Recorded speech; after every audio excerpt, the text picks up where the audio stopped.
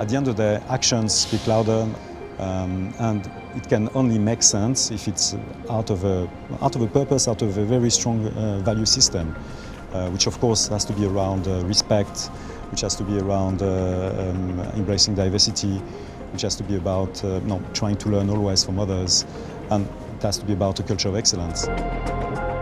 As the motto says, if we fail to prepare, we are preparing to fail.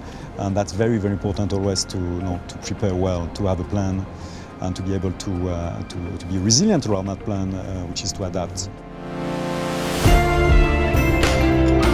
Hello, and welcome to Season 2 of Conversations on Climate, the podcast series which has been developed in partnership with the London Business School's Alumni Energy Club, in which I've been leading a series of conversations with experts from around the world exploring the biggest challenge of our time, climate change.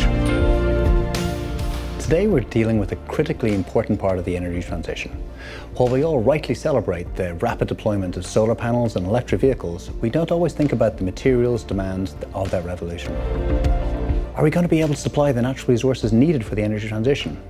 What are the market forces driving the impending supply crunch? How much of a role does China really play in the supply chain?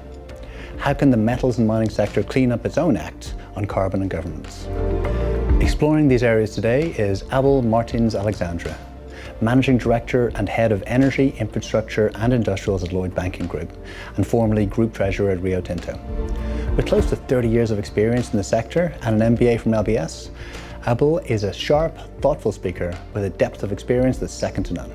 A passionate believer in the need for the energy transition, this conversation on what must be done to get there is one you won't want to miss.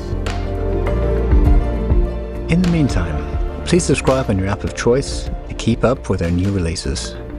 I do hope that you enjoy listening to them as much as I enjoyed making them.